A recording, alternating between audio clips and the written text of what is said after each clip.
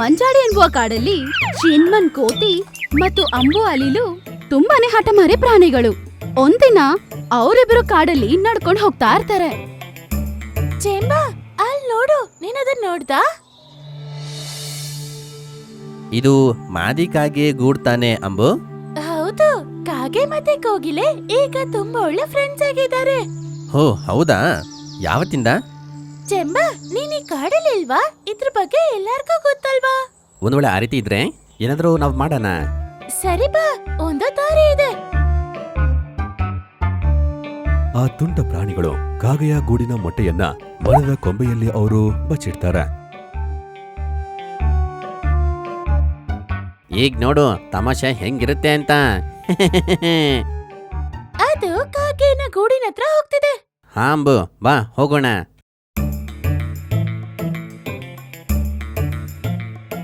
ಅಂಬು ಮತ್ತೆ ಚೇಂಬನ್ ಮಾದಾ ಕಾಗೆಯ ಗೂಡತ್ರ ಹೋಗಿ ಒಂದು ಮರದ ಹಿಂದೆ ಹೋಗಿ ಬಚ್ಕೊಡ್ತಾರೆ.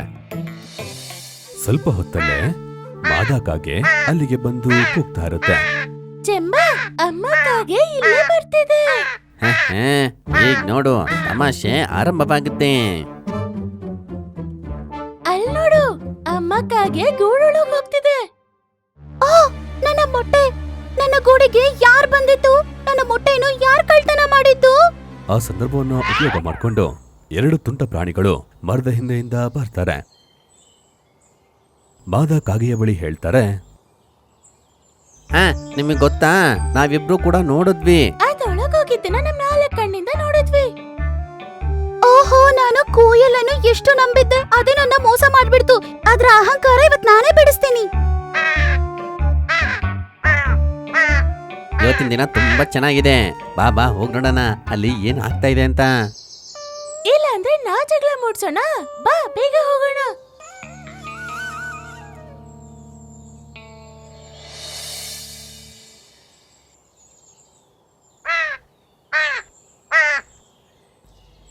ಏನಾಯ್ತು? ನೀನು ಯಾಕ್ ಕೋಪದಲ್ಲಿದ್ಯಾ? ನನ್ನ ಮೊಟ್ಟೆ ಕಳ್ತನ ಮಾಡಿ ಏನೋ ಗೊತ್ತಿಲ್ಲದೆ ತರ ನಾಟಕ ಮಾಡ್ತಿದ್ಯಾ. ಈಗ್ಲೇ ನನ್ನ ಮೊಟ್ಟೆಯನ್ನು ಕೊಡು. ಮೊಟ್ಟೆ ಕದ್ದಿದ್ದೀನಾ? ನಾನಾ? ಹಾ, ಅದು ನೀನೇ. ಇಲ್ಲಲ್ಲ, ಅದು ನಾನಲ್ಲ. ನಿನ್ಗೂ ಗೊತ್ತಲ್ವಾ, ನಾನು ಗೂಡು ಕಟ್ಟೋದಿಲ್ಲ. ನಿನ್ನೋ ಕೂಡಲೇ ಮೊಟ್ಟೆ ಇಡ್ತೀನಿ ಅಂತ. ಏನು ಸುಳ್ಳಿಲ್ಲ ಇದ್ರಲ್ಲಿ. ನೀನೇ ನನ್ನ ಮೊಟ್ಟೆ ಕಳ್ತನ ಮಾಡಿರೋದು. ಅರೆ ಚೆಂಬಾ, ಅಲ್ಲಿ ನೋಡು, ಅವರಿಬ್ರು ಜಗಳ ಆಡ್ತಿದ್ದಾರೆ. ಈ ರೀತಿ ಚೇಂಬನ್ ಮತ್ತೆ ಅಂಬುನ ಕಾರಣದಿಂದ ಕೋಗಿಲೆ ಮತ್ತೆ ಮಾದಾ ಕಾಗೆ ಮತ್ತೆ ವೈರಿಗಳಾಗ್ತಾರೆ.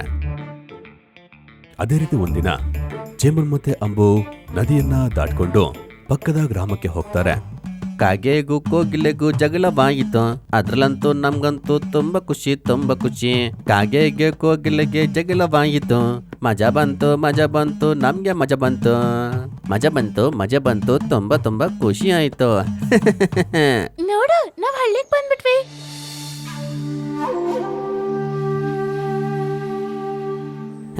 ಈಗಷ್ಟೇ ಚೆನ್ನಾಗಿ ಹಾಡು ಹೇಳ್ತಾ ಇದ್ದೆ.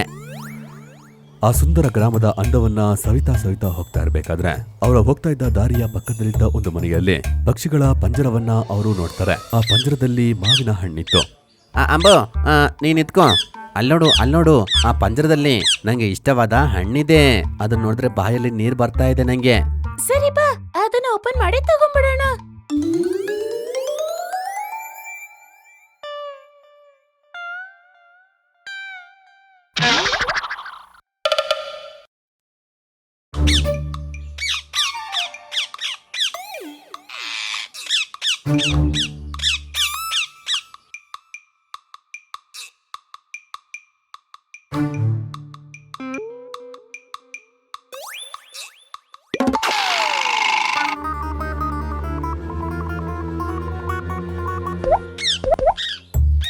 ಚೇಂಬನ್ನ ಸಹಾಯದಿಂದ ಸ್ವತಂತ್ರಗೊಂಡ ಆ ಗಿಳಿಗಳು ಚೇಂಬನ್ ಮತ್ತೆ ಅಂಬುವಿನ ಹಿಂದಕ್ಕೆ ಹೋಗ್ತಾರೆ.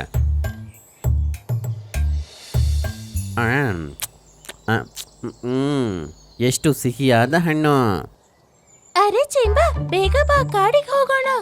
ನನಗೆ ಭಯ ಆಗ್ತಿದೆ. ಏನಕ್ಕೆ? ಅದ್ ಗೊತ್ತಿಲ್ಲ, ಇದು ನಮ್ ಕಾಡಲ್ಲ ಅಲ್ವಾ. ನಮ್ ಹಳ್ಳಿಯಲ್ಲಿ ಮಾಡೋ ತರ ನಾವ್ ಇಲ್ಲಿ ಮಾಡಿದ್ರೆ ಆಮೇಲೆ ನಮ್ಮನ್ನ ಹಿಡಿದು ಬಿಡ್ತಾರೆ. ಗ್ರಾಮ ಆಗಿದ್ರು ಕಾಡಾಗಿದ್ರು ನಂಗೆ ಎಲ್ಲವೂ ಕೂಡ ಒಂದೇ. ಆತರ ಅಲ್ಲ ಚೆಂಬಾ, ಕಾಡು ನಮ್ಮ ಮನೆನೆ. ನಮಗೆ ನಮಗಲ್ಲಿ ಸ್ವತಂತ್ರತೆ ಇದೆ. ಅಲ್ಲಿ ನಮ್ಮನ್ನ ಯಾರು ಏನು ಕೇಳಲ್ಲ. ಆದ್ರೆ ಹಳ್ಳಿ ನೀನು ಹೆದರ್ಬೇಡ, ನಾವು ಹೋಗೋಣ.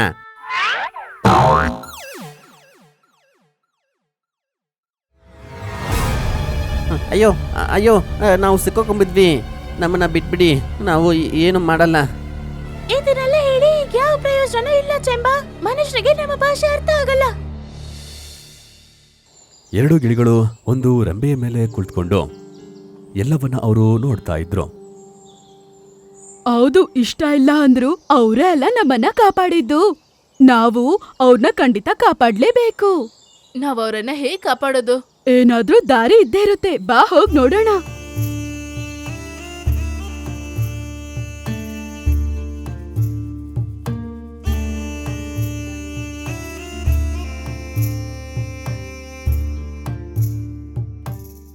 ದಯವಿಟ್ಟು ನಮಗೆ ಸಹಾಯ ಮಾಡು. ನಮ್ಮ ಸ್ನೇಹಿತ ಒಂದು ದೊಡ್ಡ ಸಮಸ್ಯೆಯಲ್ಲಿ ಸಿಕ್ಕಾಕೊಂಡಿದ್ದಾನೆ, ಸಹಾಯ ಮಾಡು. ಹೌದು, ಯಾರ್ ನೀವು? ಏನ್ ವಿಷಯ? ಒಂದು ವ್ಯಕ್ತಿ ಬಂದು ನಮ್ಮ ಸ್ನೇಹಿತನಾದ ಕೋತಿ ಮತ್ತೆ ಅಲಿಲನ್ನು ಹಿಡ್ಕೊಂಡು ಹೋಗ್ಬಿಟ್ಟ. ನಮಗೆ ಸಹಾಯ ಮಾಡು. ನೀವು ಹೆದ್ರಬೇಡಿ, ನಾನ್ ಅವ್ರನ್ನ ಕಾಪಾಡ್ತೀನಿ. ಅವ್ರು ಎಲ್ಲಿದ್ದಾರೆ? ನಮ್ಮ ಹಿಂದ್ಗಡೆನೆ ಬನ್ನಿ.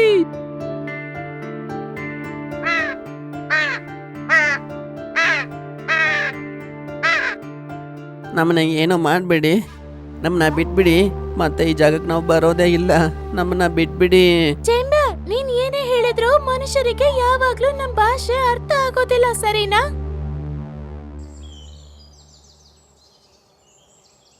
ಅಯ್ಯೋ ಅಯ್ಯೋ, ಏನಾಗ್ತಾ ಇದೆ? ನಮ್ಮ ಕಬಡ್ಡಿ ಅನ್ನ ಹೋಗು ಕಾಗೆ, ಹೋಗು. ಅಯ್ಯೋ ಕಬಡ್ಡಿ, ಅಯ್ಯೋ ದೇವ್ರೆ, ಹೊಡ್ಕೊಬಿಟ್ವಿ. ಅರೆ ಅಕ್ಕ, ನೀವಿಲ್ಲಿ ಏನ್ ಮಾಡ್ತಾ ಇದ್ದೀರಾ? ಊಟನ ಹುಡುಕೊಂಡು ನಾನ್ ಹಳ್ಳಿಗೆ ಬರ್ತಿರ್ತೀನಿ. ಅಮ್ಮಕ್ಕಾಗೆ ನೀವು ನಮ್ಗೆ ಸಹಾಯ ಮಾಡಿದ್ದಕ್ಕೆ ಧನ್ಯವಾದಗಳು. ಹಾ ನಿಜ, ನಮ್ಮನ್ನ ಕ್ಷಮಿಸ್ಬಿಡು. ನಾವ್ಯಾವತ್ತೂ ನಿಮ್ಮ ಮೊಟ್ಟೆಯನ್ನ ಬಚ್ಚಿಟ್ಟಿದ್ದು, ನಮ್ಮನ್ನ ಕ್ಷಮಿಸು. ಅದರ ಪರಿಣಾಮ ಸ್ವಲ್ಪ ಹೊತ್ತಿನ ನಂತರ ನಂಗಾಯ್ತು. ಅದು ಪರವಾಗಿಲ್ಲ.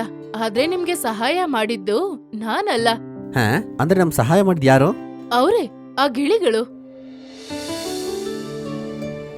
ಆ ಗೂಡಲ್ಲಿ ನಮ್ಮನ್ನ ಬಂಧಿಸಿದ್ದಾಗ ನೀವೇ ಅಲ್ವಾ ನಮ್ಮನ್ನ ಬಂದು ಬಿಡಿಸಿದ್ದು. ನೀವೀಗ ಕಷ್ಟದಲ್ಲಿದ್ದಾಗ ನಾವ್ ನಿಮ್ಗೆ ಸಹಾಯ ಮಾಡ್ಲೇಬೇಕಲ್ವಾ? ನಾವು ಸುಮಾರು ತುಂಟತನವನ್ನ ಮಾಡಿದ್ವಿ, ನಮ್ಮನ್ನ ಕ್ಷಮಿಸ್ಬಿಡಿ. ಇದೆಲ್ಲ ನಮ್ಮ ನಿರ್ಲಕ್ಷ್ಯದಿಂದಾನೇ ನಡೆದಿರೋದು. ಇನ್ಮೇಲೆ ನಾವ್ ಯಾವತ್ತೂ ಹಾಗೆ ಮಾಡಲ್ಲ. ಈ ರೀತಿ ಮಾದಕವ್ವ ಎರಡು ಗಿಳಿಗಳಿಗೆ ಧನ್ಯವಾದವನ್ನ ಹೇಳಿ ಚೇಂಬರ್ ಮತ್ತೆ ಅಂಬು ತಮ್ಮ ಕಾಡಿಗೆ ವಾಪಸ್ ಹೋಗ್ತಾರೆ. ವಾಪಸ್ ಹೋಗ್ಬೇಕಾದ್ರೆ ಚೇಂಬನ್ ಕದ್ದ ಆ ಟೋಪಿಯನ್ನ ಕೊಡೋದನ್ನ ಮರ್ತೇ ಇರ್ಲಿಲ್ಲ.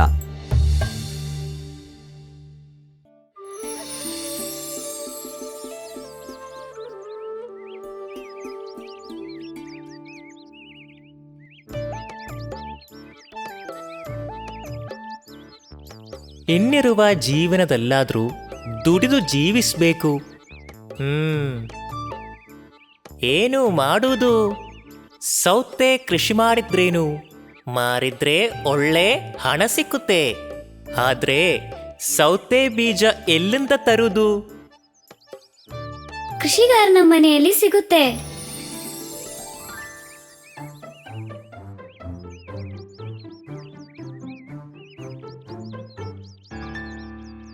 ಒಳ್ಳೆ ಸೌತೆ ಬೀಜ ಕೃಷಿಗಾರನ ಮನೆಯಲ್ಲಿ ಸಿಗುತ್ತೆ. ಸಿಗ್ತದೆ, ಆದ್ರೆ ನಾನ್ ಹೋದ್ರೆ ಕೊಡಲ್ಲ. ಹೇಗಾದ್ರೂ ನೀನು ನಂಗೆ ಸ್ವಲ್ಪ ಬೀಜ ತಂದು ಕೊಡಬೇಕು. ಬೀಜಗಳು ತರ್ತೇನೆ, ಆದ್ರೆ ಕೃಷಿ ಮಾಡೋಕೆ ನನ್ನನ್ನು ಸೇರ್ಸ್ಕೋಬೇಕು. ಸರಿ, ಒಪ್ಪಿಗೆ.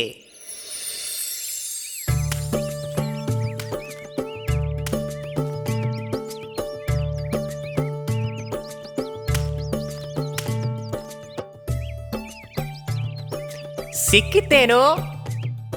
ಸಿಕ್ಕಿತಣ್ಣ, ಸಿಕ್ಕಿತು. ಹಾಗಾದ್ರೆ ಬೇಗ ತೆಕ್ಕೊಂಡು ಬಾ.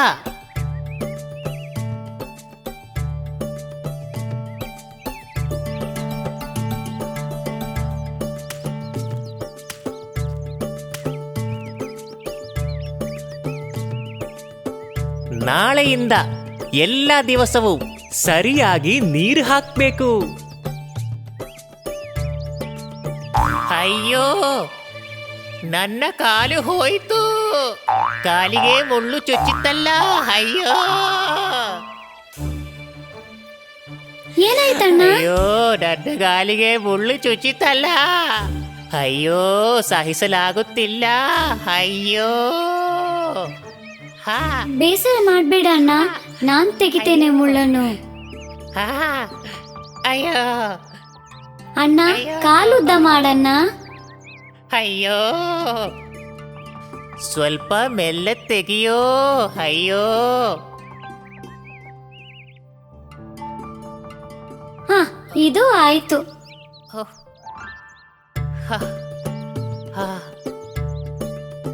ಅಣ್ಣ ನೀವೊಂದು ಕೆಲ್ಸ ಮಾಡಿ, ಆ ಬಂಡೆ ಹತ್ರ ಹೋಗಿ ಕುತ್ಕೊಳ್ಳಿ, ಎಲ್ಲ ಕೆಲ್ಸ ನಾನ್ ಮಾಡ್ಕೊಳ್ತೇನೆ.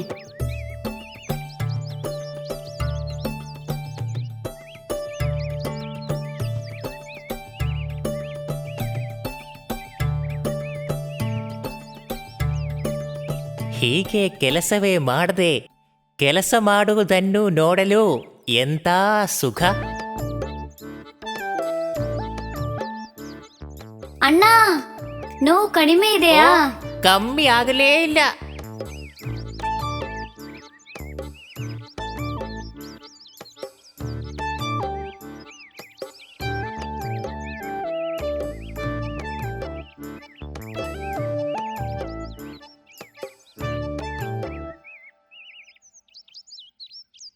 ಅಣ್ಣ ಕೆಲಸ ಎಲ್ಲ ಮುಗೀತು, ನಾಳೆಯಿಂದ ನೀರ್ ಹಾಕಿದ್ರೆ ಸಾಕು.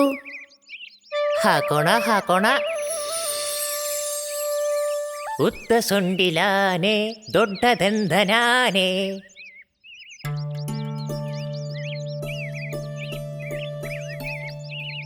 ಏ ಅವನೆಲ್ಲವೇ ಬರುವುದು?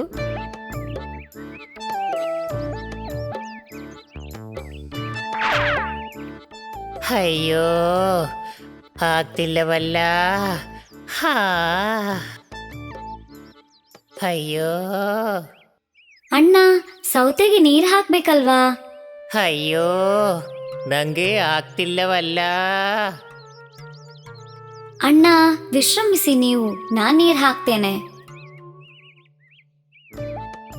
ಸೌತೆಗೆ ನೀರು ಹಾಕಲು ನಂಗೆ ಆಗ್ತಿಲ್ಲವಲ್ಲ. ಪೆತ್ತ ಸೌತೆ ಆಗುವ ತನಕ ಹೀಗೆ ನಟಿಸಿದ್ರೆ ಕೃಷಿ ಕೆಲಸವೆಲ್ಲ ಅವನೇ ನೋಡ್ಕೋತಾರೆ. ಏನೆಂದು ಪೆತ್ತ.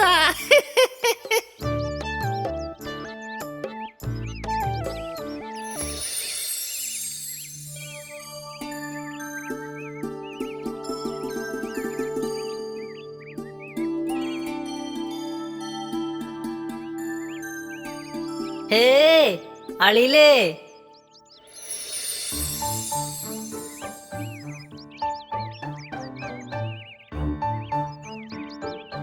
ಏನು ಮಂಗಣ್ಣ? ಅಳಿಲೆ, ನರಿಯಣ್ಣ ನಿನ್ನನ್ನು ಮೋಸ ಮಾಡುತ್ತಿದ್ದಾನೆ. ಅವನ ಕಾಲಿಗೇನು ನೋವೇ ಇಲ್ಲ. ಹ ಸತ್ಯ ಹೇಳ್ತಿದ್ಯಾ ನೀನು? ಹೌದು, ಸತ್ಯವೇ. ನಿನ್ನಿಂದ ಎಲ್ಲಾ ಕೆಲಸವನ್ನು ಮಾಡಿಸುವ ಸೂತ್ರ ಅವನದು. ಇಷ್ಟು ದಿನ ನನ್ನನ್ನು ಮೋಸ ಮಾಡ್ತಿದ್ನ. ಅಯ್ಯಯ್ಯೋ, ಅವನಿಗೆ ತಕ್ಕ ಪಾಠ ಕಲಿಸ್ತೇನೆ.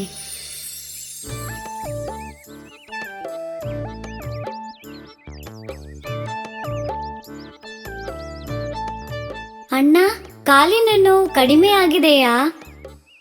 ಹೋ ಕಮ್ಮಿ ಆಗಲೇ ಇಲ್ಲ.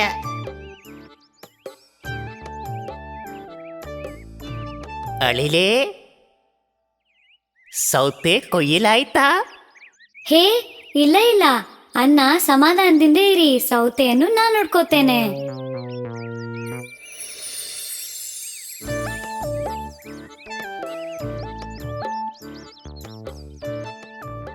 ಸೌತೆಗಳೆಲ್ಲ ಕೊಯ್ಯಲಾಗಿರುತ್ತೆ. ಅಳಿಲು ಬರುವ ಮುನ್ನ ಸೌತೆಗಳು ಮಾರಿ ಹಣ ಮಾಡಬೇಕು. ನರಿಯಣ್ಣ ಎಲ್ಲಿಗೆ? ಸೌತೆಗಳನ್ನೆಲ್ಲ ಅಳಿಲು ಕೊಂಡು ಹೋದ. ಅಣ್ಣ ಅಳಿಲನ್ನು ಮೋಸ ಮಾಡಿದೆ, ಅಳಿಲು ಅಣ್ಣನನ್ನು ಮೋಸ ಮಾಡಿತು. ಒಂದಿನ ನದಿಯ ಪಕ್ಕದಲ್ಲೇ ಇದ್ದಂತ ಒಂದು ಮಾವಿನ ಮರದಲ್ಲಿ ಹಸಿರು ಗಿಳಿ ಮತ್ತೆ ಒಂದು ಅಳಿಲು ಸ್ನೇಹಿತರು ಅವು ಮಾತಾಡ್ತಾ ಕೂತಿದ್ವು. ಹಸಿರು ಗಿಣಿಯೇ, ನೀನ್ ನನಗೆ ಬಾಳೆನ್ ತೋಟ ತೋರಿಸ್ಲಿಲ್ಲ. ನೀನ್ ಬಾಳೆನ್ ತಿನ್ನಕ್ ಹೋಗ್ಲಿಲ್ವಾ? ಅಲ್ಲಿಗೆ ನಾನು ಇವಾಗ ಹೋಗ್ತಿದ್ದೀನಿ ಗೆಳೆಯ. ಅಲ್ಲಿರೋ ಬಾಳೆಹಣ್ಣು ತೋಟದಲ್ಲಿ ಅಲ್ಲಿ ಬಾಳೆಹಣ್ಣಿನ ಗೊನೆಗಳಿದಾವೆ. ಅದನ್ನ ನಿನ್ ಹತ್ರ ಹೇಳಿ ಹೋಗ್ಬೇಕಂತ ಬಂದೆ. ಹೌದಾ? ಹಾಗಾದ್ರೆ ಇವತ್ತು ನಾನು ನಿನ್ ಜೊತೆ ಆ ಜಾಗ ನೋಡಕ್ ಬರ್ತೀನಿ. ಆ ಸಮಯದಲ್ಲೇ ಅವರಿಬ್ರು ಅಲ್ಲಿದ್ದಂಥದನ್ನ ನೋಡಿದ್ರು. ಒಂದು ನದಿಯಲ್ಲಿ ಅದೇ ಸಮಯಕ್ಕೆ ಇರುವೆ ಒದ್ದಾಡ್ಕೊಂಡ್ ಬರ್ತಿತ್ತು. ನೀರಲ್ಲಿ ಮುಳುಗ್ ಹೋಗ್ತಿದ್ದಂತ ಇರುವೆ ಒದ್ದಾಡ್ಕೊಂಡೇ ಬರ್ತಾ ಇತ್ತು. ಅದನ್ನ ನೋಡಿದಂತ ಹಸಿರುಗಿಳಿ ಅಲ್ಲಿಂದ ಹಾರ್ಕೊಂಡು ಬಂದು ಆ ಇರುವೆ ಹತ್ರಕ್ಕೆ ಬಂತು. ಜೀವ ಕಾಪಾಡ್ಕೊಳಕ್ ಹೋರಾಡ್ತಿದ್ದ ಇರುವೆನ್ ಕಂಡು ಆ ಗಿಣಿ ತುಂಬಾ ಆತಂಕ ಪಡ್ತು.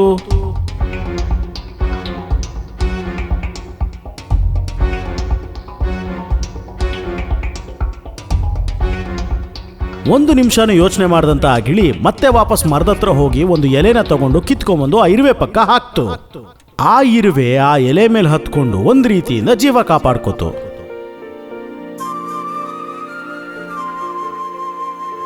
ತುಂಬಾ ಸುಸ್ತಾಗಿದ್ದ ಆ ಇರುವೆನ ಎಲೆ ಸಮೇತ ಎತ್ಕೊಂಡು ಹಾರ್ಕೊಂಡು ಹೋಗಿ ಅದರ ಜಾಗಕ್ಕೆ ಅದನ್ನ ಬಿಡ್ತು.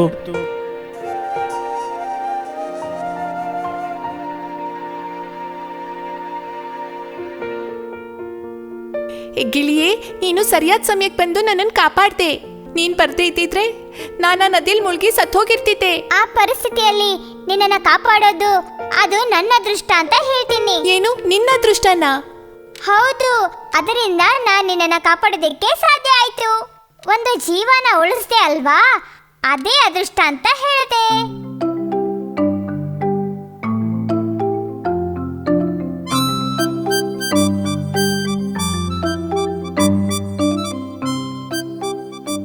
ಇರುವೆ, ನೀನ್ ಹೇಗೋಗಿ ಆ ನದಿಲ್ ಬಿದ್ದೆ? ಅಲ್ಲಿ ಗೂಡಿದ್ದಂತಹ ಮರದಲ್ಲಿ ಜೇನನ ಹೀರಣ್ಣ ಅಂತ ಹೋಗಿ ಹತ್ತದೆ.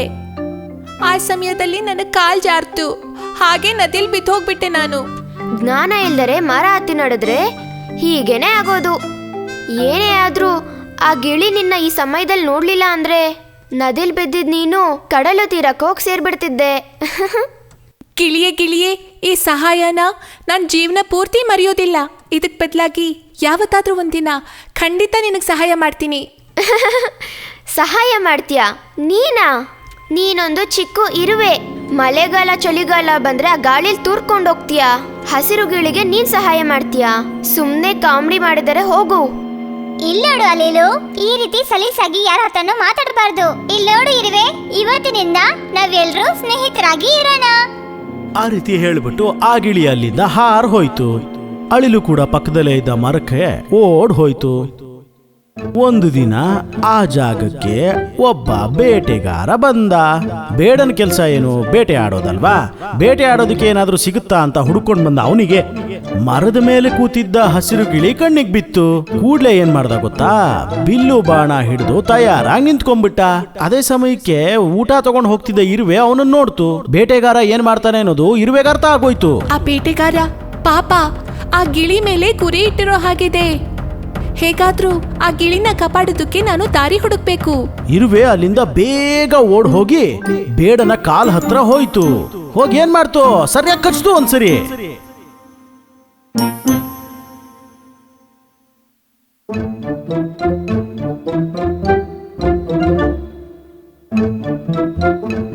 ಹೇಗೂ ಒಂದು ಇವತ್ತು ಆ ಗಿಳಿನ ನಾನು ಕಾಪಾಡಿದ್ನಲ್ಲ. ಇಲ್ಲಿ ನೋಡು ಇರುವೆ, ದಯವಿಟ್ಟು ನನ್ನ ಕ್ಷಮಿಸು. ಅವತ್ತು ನಿನ್ನ ತುಂಬಾ ಆಡ್ಕೊಂಡ್ಬಿಟ್ಟೆ. ಅದಕ್ಕೆ ನಾನಿವತ್ತು ಕ್ಷಮೆ ಕೇಳ್ತಿದ್ದೀನಿ. ಅದೆಲ್ಲ ಪರವಾಗಿಲ್ಲ ಗೆಳೆಯ. ಭೂಮಿಲಿ ಒಂದೊಂದು ಜೀವಕ್ಕೂ ಕೂಡ ಅವ್ರವ್ರದೇ ಆದಂಥ ಶಕ್ತಿಗಳಿರುತ್ತೆ. ಅದರಲ್ಲಿ ಚಿಕ್ಕದು ದೊಡ್ಡದು ಅಂತ ಯಾವತ್ತೂ ತುಲನೆ ಮಾಡಬಾರ್ದು.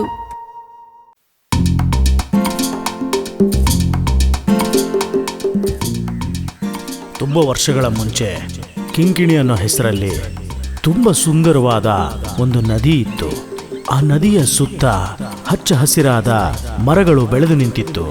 ಅದರ ಜೊತೆಗೆ ಸೇರಿ ತುಂಬ ದೊಡ್ಡದಾದ ಸಾಕಷ್ಟು ಹಣ್ಣುಗಳನ್ನು ಬಿಡುವಂತ ಒಂದು ಅತ್ತಿ ಮರ ಇತ್ತು. ಗೆಳೆಯರಾದ ಬಾಲಕೋತಿ ಹಾಗೂ ಅಳಿಲು ಅಲ್ಲೇ ವಾಸವಾಗಿತ್ತು. ಏ, ಆ ಹಣ್ಣು ನಂದು. ಸರಿ ತಕೋ, ನೀನೇ ತಿನ್ನು. ಅಬ್ಬಬ್ಬಾ, ಈ ಹತ್ತಿ ಹಣ್ಣು ಎಷ್ಟು ರುಚಿಕರವಾಗಿದೆ. ನನಗೀಗೊಂದು ಸಿಕ್ತು. ತುಂಬಾ ಚೆನ್ನಾಗಿದೆ. ನಾನಿವತ್ತು ತುಂಬಾ ತಿನ್ಬಿಟ್ಟೆ. ಅದ್ ನಿಜಾನೇ ಕೋತಿ. ಹತ್ತಿ ಹಣ್ಣಿಗಿರೋ ರುಚಿಯಿಂದ ನಾನು ಇವತ್ತು ಸ್ವಲ್ಪ ಜಾಸ್ತಿನೇ ತಿನ್ಬಿಟ್ಟೆ.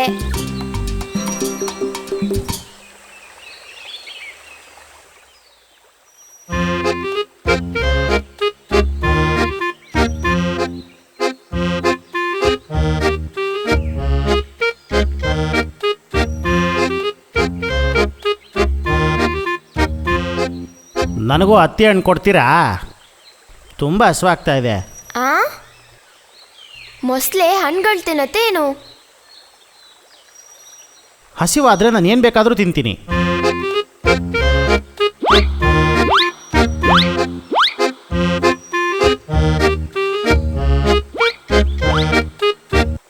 ಅಗಳಪ್ಪ, ಈ ಹಣ್ಣು ಎಷ್ಟು ಚೆನ್ನಾಗಿದೆ, ಬಹಳ ರುಚಿಯಾಗಿದೆ. ಚೆನ್ನಾಗಿ ತಿನ್ನು, ಇನ್ನೂ ಕೊಡ್ತೀನಿ. ಆಹಾ, ಧನ್ಯವಾದಗಳು ಗೆಳೆಯ. ನನ್ನ ಹಸಿವು ನೀಗ್ತು. ನಾನೀಗ ಹೊರಡ್ಬೋದಾ? ಹಾ, ಸರಿ ಸರಿ. ಹೌದು, ನಿನ್ನ ಹೆಸರೇನು? ಎಲ್ಲರೂ ನನ್ನನ್ನು ಮೊಸಳೆ ಅಂತ ಕರೀತಾರೆ. ಹೌದು, ನಿನ್ನ ಹೆಸರೇನು? ಬಾಲಕೋತಿ. ಇವನ ಹೆಸರು ಕಣ್ಣಪ್ಪ, ಅಳಿಲು ಕಣ್ಣಪ್ಪ. ಹೌದಾ? ಸರಿ ಗೆಳೆಯರೇ, ನಾನು ಬರ್ತೀನಿ.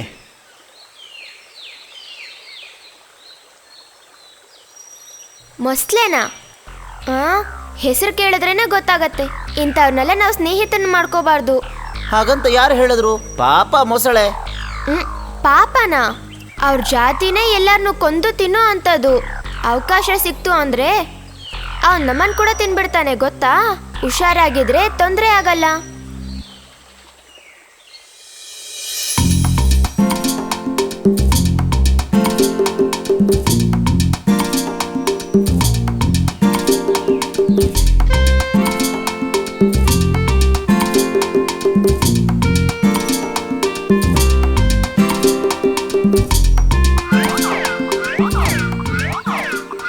ಗೆಳೆಯ, ಈ ಪಕ್ಕದಲ್ಲಿರೋ ಆಲದ ಮರದಲ್ಲಿ ತುಂಬಾ ರುಚಿಕರವಾಗಿರುವ ಹಣ್ಣುಗಳು ಬಿಟ್ಟಿವೆ.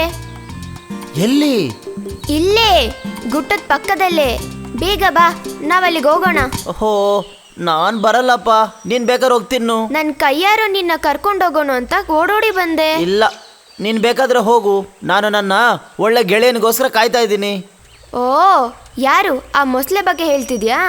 ಹೌದು, ಅದರಲ್ಲೇನಿದೆ? ಹೊಸದಾಗಿ ಗೆಳೆಯ ಸಿಕ್ಕಿದ ತಕ್ಷಣ ಈ ಹಳೆ ಗೆಳೆಯನ ಮರ್ತ್ಬಿಟ್ಟೆ ಅಲ್ವಾ ನೀನು? ಅದೇ ಅಲ್ವಾ ಜೀವನ. ಹೇ, ಆ ಥರ ಏನಿಲ್ಲ. ಸರಿ ಸರಿ, ನಾನು ಹೋಗ್ತೀನಪ್ಪ. ಕಿಂಕಿಣಿ ನದಿ ಹತ್ರ ಮೊಸಳೆ ಇರುವಂತ ಆ ಹತ್ತಿ ಮರದ ಸಮೀಪದಲ್ಲೇನೆ ಮೊಸಳೆ ಮುಂತಾದವು ವಾಸವಾಗಿದ್ದಿದ್ದು. ಈ ಹಣ್ಣಿನ ರುಚಿಯನ್ನು ಕಂಡಂತ ಆ ಮೊಸಳೆ ಪ್ರತಿದಿನವೂ ಹತ್ತಿ ಹಣ್ಣನ್ನು ತಿನ್ನೋದಕ್ಕಾಗಿ ನದಿಯೊಳಗೆ ಬಹಳಷ್ಟು ಪ್ರಯಾಣ ಮಾಡಿ ಅಲ್ಲಿಗೆ ಬರ್ತಿತ್ತು. ಇಷ್ಟೊತ್ತಾದ್ರೂ ಬಂದಿಲ್ವಲ್ಲ? ನಾನು ಆವಾಗ್ಲಿಂದ ಎಷ್ಟು ಕಾಯ್ತಾ ಇದ್ದೀನಿ ಇಲ್ಲಿ.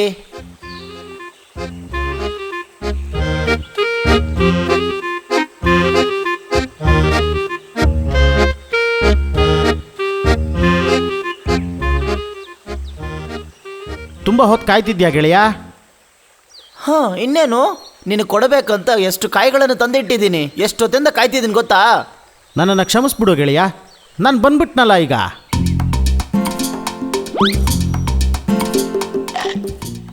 ಆಹಾ, ಈ ಹಣ್ಣಿಗೆ ಅದೆಷ್ಟು ರುಚಿ ಇದೆ. ಚೆನ್ನಾಗಿ ತಿನ್ನು, ಇನ್ನೂ ಕೊಡ್ತೀನಿ.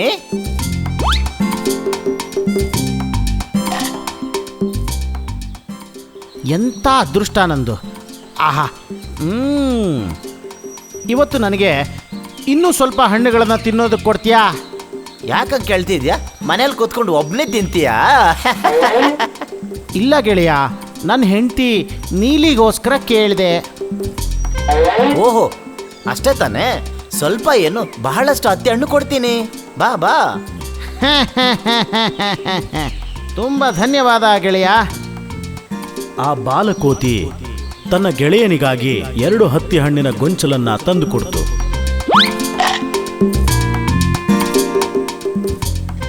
ಆ ಹಣ್ಣನ್ನ ತಗೊಂಡು ಬಹಳ ಪ್ರೀತಿಯಿಂದ ಆ ಮೊಸಳೆ ತನ್ನ ಹೆಂಡತಿಗೆ ಕೊಡೋದಕ್ಕೆ ಹೊರಡ್ತು.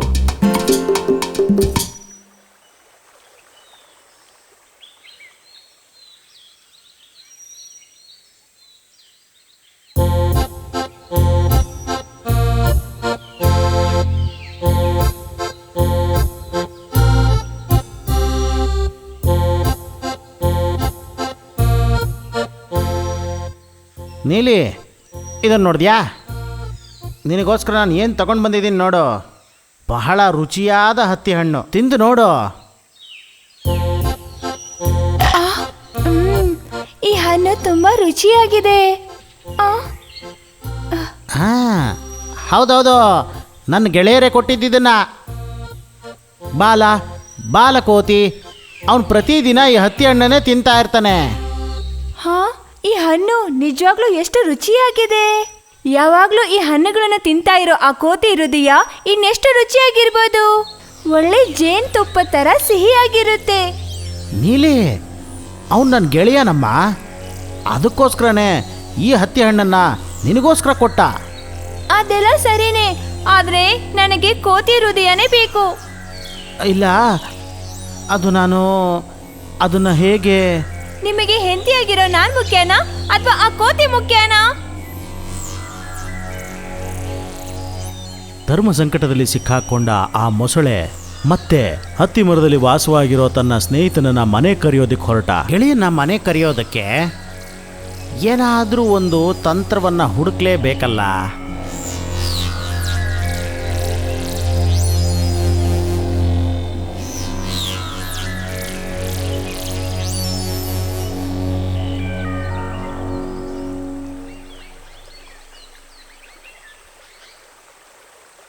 ಗೆಳೆಯ, ನನ್ನ ಜೀವದ ಗೆಳೆಯ. ಯಾರಪ್ಪ ಅದು? ಮೊಸಳೆನಾ? ಏನು ಹತ್ತಿ ಹಣ್ಣು ಸಾಕಾಗಿಲ್ವಾ? ಅದಲ್ಲ ಗೆಳೆಯ, ನೀನೀಗ ಬೇಗ ಹೊರಡಬೇಕು. ಹೊರಡಬೇಕಾ? ಎಲ್ಲಿಗೆ ಹೊರಡಬೇಕು? ನನ್ನ ಮನೆಗೆ ಹೋಗೋಣ ಬಾ. ಹಾ, ನಿಮ್ಮ ಮನೆಗ? ಹೌದು, ನಮ್ಮ ಮನೆಗೇನೆ. ನನ್ನ ಹೆಂಡತಿ ನೀಲಿ ಇದ್ದಾಳಲ್ಲ, ಅವಳಿಂದ ನನಗೊಂದು ಸ್ವಲ್ಪನೂ ನೆಮ್ಮದಿನೇ ಇಲ್ಲ. ಇಷ್ಟು ರುಚಿಯಾದ ಹತ್ತಿ ಹಣ್ಣನ್ನು ಕೊಟ್ಟಂಥ ನನ್ನ ಗೆಳೆಯನ್ನ ಮನೆಗೆ ಊಟಕ್ಕೆ ಕರ್ಕೊಂಡು ಬಾ ಅಂತ ಹೇಳಿ ಬಲವಂತ ಮಾಡ್ತಿದ್ದಾಳೆ. ಅದು ಏನಂದ್ರೆ, ನೀನು ಬರ್ತೀಯಾ ಅಂತ ಹೇಳಿ ನಿನಗೋಸ್ಕರ ಒಂದಷ್ಟು ಅಡುಗೆಗಳನ್ನು ಮಾಡಿಬಿಟ್ಟಿದ್ದಾಳೆ. ಸಿಹಿ ತಿಂಡಿಗಳಿರುತ್ತಾ? ಅರೆ, ಎಲ್ಲ ಇದೆಯಪ್ಪ. ನೀನು ಕೆಳಗೆ ಬಾ, ಅಲ್ಲಿರೋಂಥ ನಮ್ಮ ಮನೆಗೆ ಹೋಗೋಣ. ಅಯ್ಯೋ ಯಪ್ಪ, ಅದೇಂಗೆ ನಾನು ಬರೋಕ್ಕಾಗುತ್ತೆ? ನಿನ್ನ ಜೊತೆ ನಾನೇ ಹೇಗೆ ಬರಲಿ? ನನಗೆ ಈಜು ಬರಲ್ವೇ? ನೀನು ನನ್ನ ಬೆನ್ನ ಮೇಲೆ ಹತ್ತಿ ಕೂತ್ಕೋ, ನಾನು ಈಜ್ಕೊಂಡು ನಿನ್ನನ್ನು ಕರ್ಕೊಂಡು ಹೋಗ್ತೀನಿ. ಏನು ಹೇಳ್ತಿದ್ಯಾ?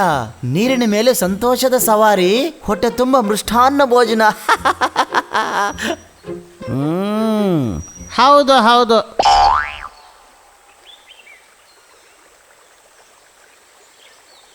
ಅನಂತರ ಬಾಲಕೋತಿಯನ್ನ ತನ್ನ ಬೆನ್ಮೇಲೆ ಕೂರಿಸ್ಕೊಂಡು ಆ ಮೊಸಳೆ ನದಿಯಲ್ಲಿ ತನ್ನ ಮನೆಯ ಹತ್ರಕ್ಕೆ ಅವನನ್ನು ಕರ್ಕೊಂಡು ಹೊರಟಿತು. ನದಿಯನ್ನು ದಾಟಬೇಕಾದ್ರೆ ನಡು ಮಧ್ಯದಲ್ಲೇ ಆ ಮೊಸಳೆ ಮುರುಗ ನಡೆದ ವಿಷಯವನ್ನ ಪ್ರಸ್ತಾಪಿಸ್ತು. ಮುಟ್ಟಾಳ ಕೋತಿ, ಈಗ ನಿನಗೆ ಊಟ ಹಾಕೋದಿಲ್ಲಪ್ಪ, ನಿನ್ನನ್ನೇ ನಾವು ಊಟ ಮಾಡ್ತೀವೀಗ.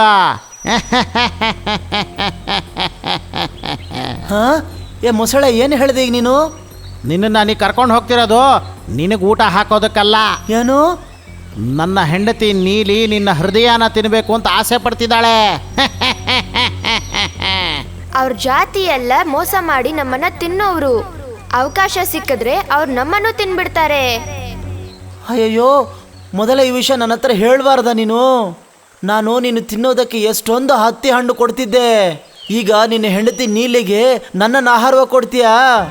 ಮೊಸಳೆ ಮಾಡಿರೋ ತಂತ್ರ ಏನು ಅಂತ ಹೇಳಿ ಆ ಕೋತಿಗೆ ಬಹಳ ಚೆನ್ನಾಗಿ ಅರ್ಥ ಆಯ್ತು. ನನ್ನ ಹೃದಯನ ನಿನ್ನ ಹೆಂಡತಿ ತಿನ್ನೋದಕ್ಕೆ ನನ್ನದೇನೂ ಅಭ್ಯಂತರ ಇಲ್ಲ. ಆದ್ರೆ ಏನಪ್ಪ ಆದ್ರೆ ಅಂತ ರಾಗ ತೆಗಿತಿದ್ಯಾ? ನನ್ನ ಹೃದಯನ ಯಾರು ಈ ತರ ತಿನ್ನಕ್ಕಾಗಬಾರ್ದು ಅಂತ ಹತ್ತಿ ಮರದ ಮೇಲಿರುವ ಒಂದು ಡಬ್ಬದಲ್ಲಿ ಜೋಪಾನವಾಗಿಟ್ಟಿದ್ದೀನಿ. ನೀನು ಈ ವಿಷಯ ನನಗೆ ಮೊದಲೇ ಹೇಳಿದ್ರೆ ಆ ಡಬ್ಬನ ನಾನು ಎತ್ಕೊಂಡ್ ಬರ್ತಿದ್ನಲ್ಲ. ಅಯ್ಯಯ್ಯೋ, ಈಗೇನ್ ಮಾಡೋದು? ಈ ತರ ಆಗೋಯ್ತಲ್ಲ. ಇನ್ನೇನು ಮಾಡೋದು? ಹಾಗೆ ತಿರ್ಕೋ, ಹೋಗಿ ಎತ್ಕೊಂಡ್ ಬಂದ್ಬಿಡೋಣ.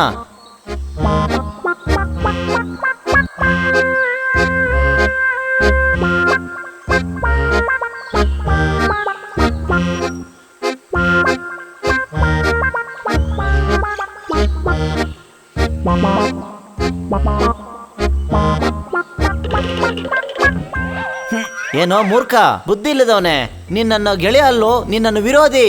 ನಿನಗೆ ನನ್ನ ಹೃದಯ ಬೇಕಾ?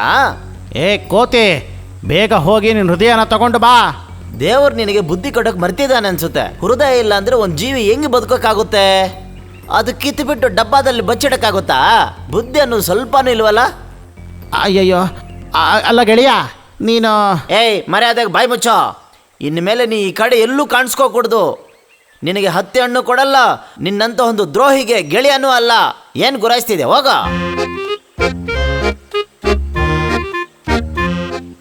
ಇದಾದ ನಂತರ ಆ ದ್ರೋಹಿ ಮೊಸಳೆ ಕಿಂಕಿಣಿ ನದಿಯಿಂದ ಈಜಿ ಈ ಕಡೆಗೆ ಬಂದಿದ್ದೇ ಇಲ್ಲ.